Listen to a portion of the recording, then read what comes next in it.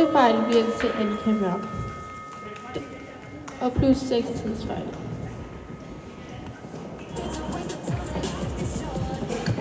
Det var startsignalet til Særlig Kasper. Start nummer 3, Annika Mørk skal holde klar ind på banen.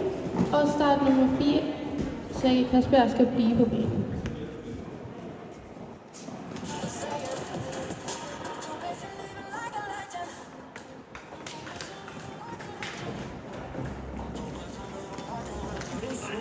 Ja, ja, ja.